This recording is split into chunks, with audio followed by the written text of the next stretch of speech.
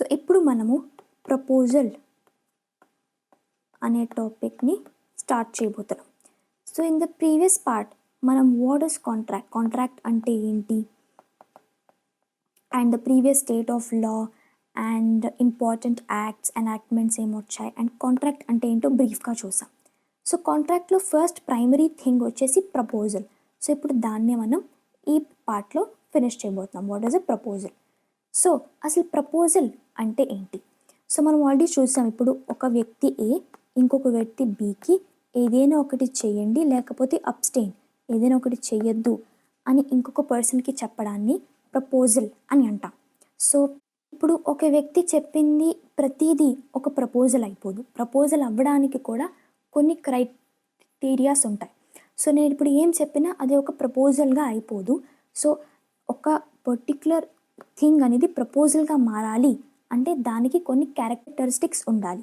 So వాటిని మనం essential characteristics.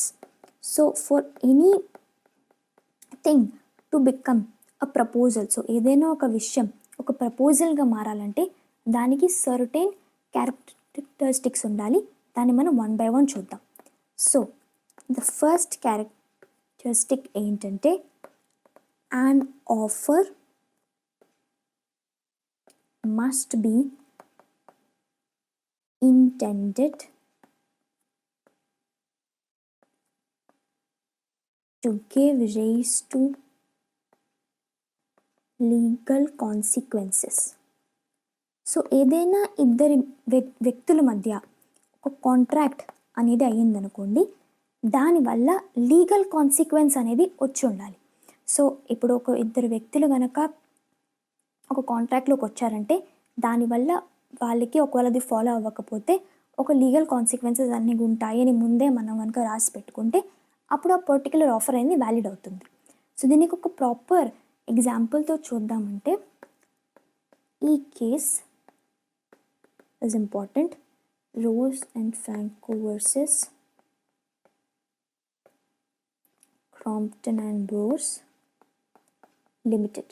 So ఇందులో ఏమైందంటే ఈ ఇద్దరు పార్టీస్ బోత్ ద పార్టీస్ వీళ్ళిద్దరి మధ్య ఒక కాంట్రాక్ట్ అనేది అయింది.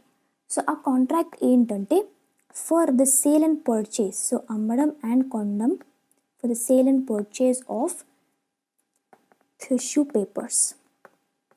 సో దీని బేస్డ్గా వీళ్ళిద్దరి మధ్య ఒక కాంట్రాక్ట్ అనేది ఫామ్ అయింది.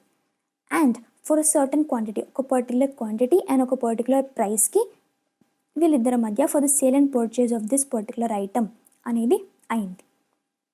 బట్ ఎప్పుడైతే ఒక బ్రీచ్ ఆఫ్ కాంట్రాక్ట్ అనేది అయిందో అప్పుడు వన్ ఆఫ్ ది పార్టీస్ కోర్ట్ని అప్రోచ్ అయ్యారు. సో బ్రీచ్ ఆఫ్ కాంట్రాక్ట్ అంటే ఇప్పుడు ఒక ఇద్దరు వ్యక్తుల మధ్య కాంట్రాక్ట్ అనేది అయ్యిందనుకోండి, ఇప్పుడు ఆ కాంట్రాక్ట్ని ఏ కానీ బి కానీ అది సరిగ్గా ఫాలో అవ్వలేదంటే ఎవరైతే బాధితులు ఉన్నారో, ఎవరికైతే కాంట్రాక్ట్ అవ్వకుండా ఎవరైతే ప్రాబ్లం ఫేస్ చేశారో వాళ్ళు కానీ కోర్ట్కి అప్రోచ్ అయితే వాళ్ళని ప్లెయింటిఫ్ అంటారు. ఆ ప్లెయింటిఫ్కి సమాధానం చెప్పే వాళ్ళని డిఫెండెంట్ అని అంటారు.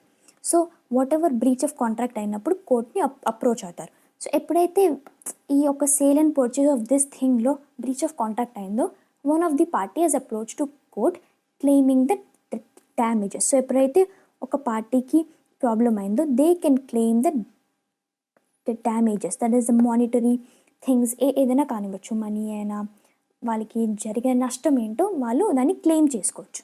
సో ఇప్పుడు ఎప్పుడైతే ఇలా ఒకరు కోర్ట్కి అప్రోచ్ అయ్యారో ఈ పర్టికులర్ కేసులో అప్పుడు వాళ్ళ అగ్రిమెంట్లో ఒక పాయింట్ ఉంది.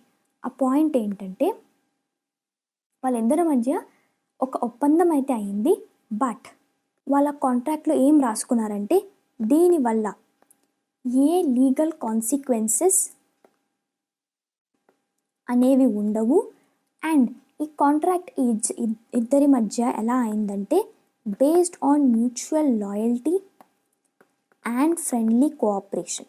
So friendly cooperation and mutual loyalty ఒక బేసిస్ మీద అయ్యింది.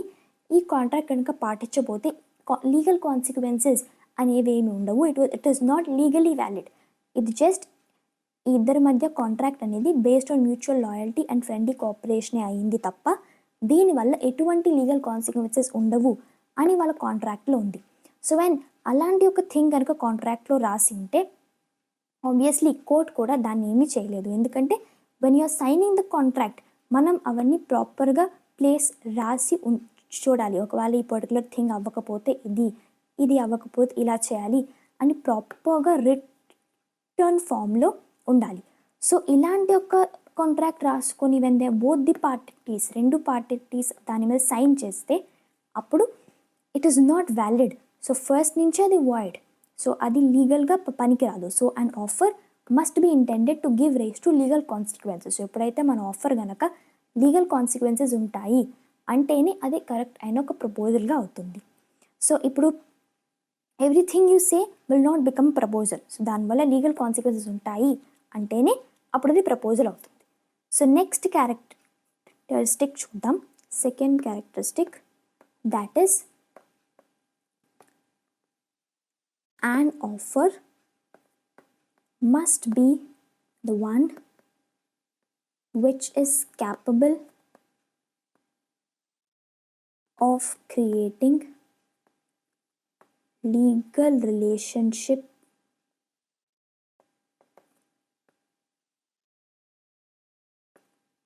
between the parties.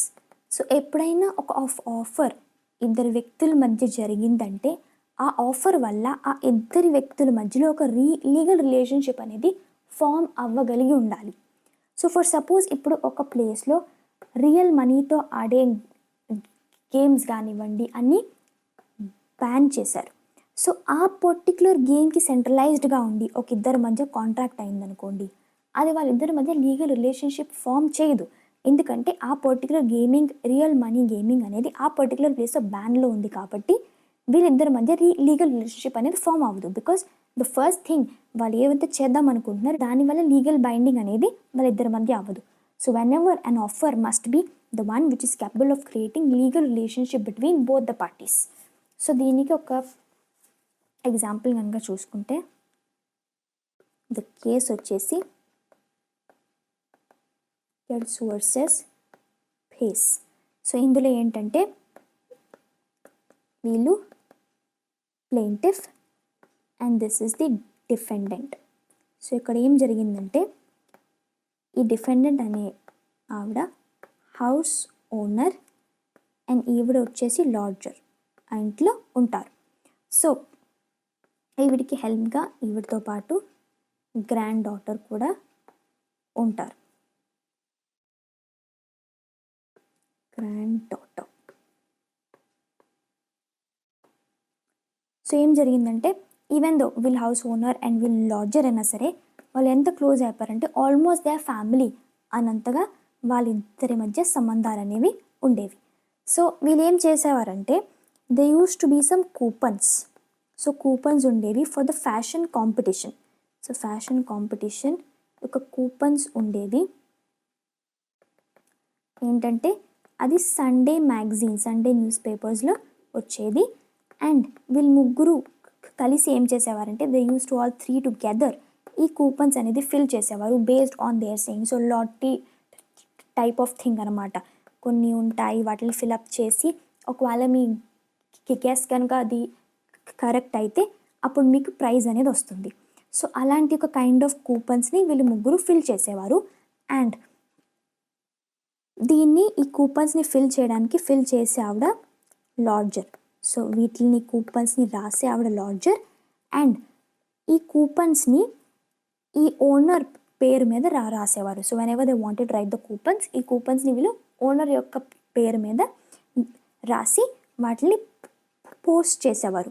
సో ఎప్పుడైతే వీళ్ళు పోస్ట్ చేస్తారో దీనికి పడే ఛార్జెస్ కూడా ఇన్ఫార్మల్గా, దానికంటూ పేమెంట్ కానివ్వండి అలా ఏం లేదు, ఇన్ఫార్మల్గా ఈ పోస్టల్ ఛార్జెస్ ఏవైతే ఉంటాయో అవి ముగ్గురు షేర్ చేసుకునేవాళ్ళు. So all three use to share the postal charges. So ఇలా షేర్ చేసుకుంటూ వీళ్ళు కూపన్స్ అనేవి ఇస్తూ ఉండేవారు. అండ్ ఈ లాడ్జర్ ఇంకా హౌస్ ఓనర్ ఏం చేశారంటే వన్ ఫైన్ డే వీళ్ళు అనమాట ఒకవేళ ఇందులో కనుక మనీ వస్తే మనం 3 భాగాలుగా చేసి ముగ్గురం పంచుకుందామని అనుకున్నారు. So the lodger and housekeeper house owner అలా అనుకున్నారు. సో ఒకవేళ మనకు కనుక ప్రైజ్ వస్తే మనం ముగ్గురం 3 భాగాలుగా చేసి చేద్దామని అనుకున్నారు. బట్ ఈ అగ్రిమెంట్ ఎప్పుడైతే వీళ్ళిద్దరి మధ్య అయిందో ఆ పర్టిక్యులర్ టైంలో గ్రాండ్ డాటర్ ఆవిడ ఆ పర్టిక్యులర్ టైంలో లేరు. సో ఎప్పుడైతే వీళ్ళిద్దరి మధ్య అలాంటి ఒక థింగ్ జరిగిందో ఆ టైంలో గ్రాండ్ డాటర్ లేరు. సో ఇది important point to note that ఎప్పుడైతే ఇలా మూడుగా పంచుకుందాం అన్నప్పుడు లాడ్జర్ అండ్ హౌస్ ఓనర్ మాత్రమే ఉన్నారు, గ్రాండ్ డాటర్ అనే ఆవిడ లేరు. సో వన్ ఫైన్ డే ఏం జరిగిందంటే వీళ్ళు రాసిన కూపన్కి వీళ్ళకి ప్రైజ్ వచ్చి £750 అనేవి వచ్చాయి. So what ever they have return, so ఆ లాటరీ కానివ్వండి ఏదో ఒకటి వాళ్ళు రాసింది సరిగ్గా సరిపోయింది కాబట్టి దానికి వాళ్ళకి £750 అనేవి వచ్చాయి. బట్ ఇప్పుడు ఏం చేశారంటే హౌస్ ఓనర్ ఈ 750లో 1/3 అంటే £250 అనేది ఏం చేయాలి, ఆవిడ లాడ్జర్కి ఇవ్వాలి. ఆవిడ ఇవ్వకుండా ఇది £750 అన్నీ మావే, మేము మీకు £250 ఇవ్వము అని ఆవిడ అన్నారు. ఎందుకు అలా అన్నారంటే ఏ లాటరీకి అయితే ఏ కూపన్కి అయితే వీళ్ళకి ప్రైజ్ వచ్చిందో ఆ కూపన్లో ఉన్న నంబర్స్ అన్నీ వాళ్ళ గ్రాండ్ డాటరే చెప్పారు, ఆ కూపన్లో ఉన్న గ్రాండ్ డాటర్ చెప్పారు. And on top of that ఎప్పుడైతే మనం ఇలా అనుకున్నామో మనకంటూ ఒక లీగల్ అగ్రిమెంట్ కానీ అలా మనం ఏం చేసుకోలేదు కాబట్టి నేను ఇప్పుడు ఈ £750 మీకు ఇవ్వను, ఇది మావే అని ఆవిడ అన్నారు. సో ఎప్పుడైతే ఈ లాడ్జర్ కోర్ట్ని అప్రోచ్ అయ్యారో అప్పుడు కోర్ట్ ఏమనిందంటే ఈవెన్ దో మీ మధ్య అలాంటి ఒక లీగల్ అగ్రిమెంట్ కానీ కాంట్రాక్ట్ కానీ అవ్వలేదు అండ్ మీరిద్దరు అనుకున్నప్పుడు గ్రాండ్ డాటర్ కూడా లేరు, but when ever you doing the whole process, ఈ ప్రాసెస్ అంతా చేసినప్పుడు ఇంటెన్షనలీ ఆర్ అన్ఇంటెన్షనలీ అదే మన మైండ్ సెట్. సో ఇది రాసింది మన లాడ్జర్ అండ్ ముగ్గురు పోస్టల్ ఛార్జెస్ పెట్టుకున్నారు and they use to post in the name of the house owner. So ఇలా జరుగుతూ ఉన్నప్పుడు obviously it is important that ఈ £750లో 3 పార్ట్స్ చేసి £250 should be given to the lodger అని కోర్ట్ అనింది. ఎందుకంటే an offer which has been done it is creating a legal relationship between the parties. ఎప్పుడైతే ఫస్ట్ నుంచి ఈ థింగ్ అనేది మీరు చేస్తున్నారో మీ మధ్య ఒక లీగల్ రిలేషన్షిప్ ఫామ్ అయినట్టు. సో ఈవెన్ దో మనకి కాంట్రాక్ట్ కానీ అగ్రిమెంట్ కానీ అలా ఏం లేకపోయినా whenever you're doing it first నుంచే మీ మధ్య ఒక లీగల్ రిలేషన్షిప్ అనేది ఫామ్ అయింది. సో దీంతో మనకి మన సెకండ్ పాయింట్ అయిపోయింది. సో ఇప్పుడు let's start the third point. So what is the third characteristic? థర్డ్ది ఏంటంటే the terms of the offer must be certain or at least must be capable of being made certain. So ఎప్పుడైనా మనకి మన ఆఫర్లో కొన్ని terms అనేవి మనం పెట్టుకుంటాం, like certain rules to be followed. మన కాంట్రాక్ట్లో ఆ సర్టెన్ రూల్స్ అనేవి ఉంటాయి which are the terms of the offer. So ఈ టర్మ్స్ ఆఫ్ ది ఆఫర్ అనేవి సర్టెన్గా ఉండాలి, దట్ ఈస్ ప్రాపర్గా ఉండాలి, ప్రాక్టికల్గా అప్లై చేయగలిగేటట్టు ఉండాలి and they must at least be capable of being practical. So వాటిని ప్రాక్టికల్గా మనము చేయడానికి అనుకూలంగా అయినా ఉండాలి. So either of these two ఏదో ఒకటి మ్యాచ్ అవ్వాలి with the terms of the offer. So దీనికి ఒక ఎగ్జాంపులరీ కేస్ ఏంటంటే టైలర్ వర్సెస్ పార్టింగ్టన్. సో ఈ పార్టీస్ మధ్య ఒక అగ్రిమెంట్ అయింది, that is house on lease. So వీళ్ళ యొక్క హౌస్ లీజ్కి ఇద్దామని అనుకున్నారు for 3 years. So for a rent of £85 per annum. So £85 per annum అంటే పర్ ఇయర్ £85 అనేది పే చేయాలి. ద హౌస్ ఆన్ లీజ్, అది కూడా 3 సంవత్సరాలకి. సో ఈ అగ్రిమెంట్లో ఒక పాయింట్ ఉంది, అది ఏంటంటే ఈ అగ్రిమెంట్ ఎప్పటి వరకు ఈ కాంట్రాక్ట్ వ్యాలిడ్ అంటే provided the house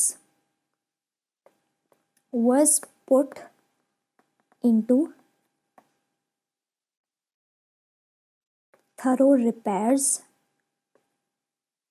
and the drawing rooms.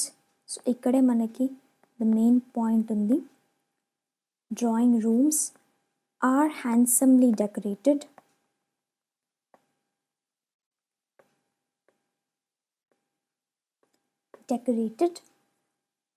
Agreeing to the latest modern style.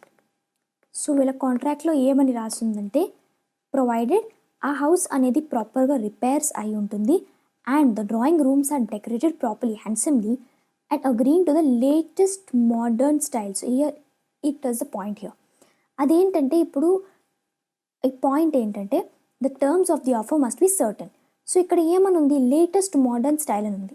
So ఆ మోడర్న్ స్టైల్ అనేది it depends on the perspective of the people. So ఒక పర్సన్కి మోడర్న్గా అనిపించింది, ఇంకో పర్సన్కి అనిపించకపోవచ్చు. సో దానికంటూ ఒక స్టాండర్డ్, ఒక బార్ అలాంటివి ఉండవు. సో లేటెస్ట్ మోడర్న్ స్టైల్ అని అన్నప్పుడు ఇట్ ఈస్ వెరీ అన్సర్టన్, దానికంటూ ప్రాక్టికల్గా అది పాసిబుల్ అవ్వదు. సో అందుకు ఈ పర్టికులర్ కాంట్రాక్ట్లో ఈ యొక్క ప్రపోజల్ యొక్క క్యారెక్టరిస్టిక్ అనేది ఫాలో అవ్వలేదు కాబట్టి it is not valid to use such things in an offer. So ఇది మనకి పాయింట్. సో విత్ దిస్ మనకి మన థర్డ్ క్యారెక్టరిస్టిక్ కూడా అయిపోయింది.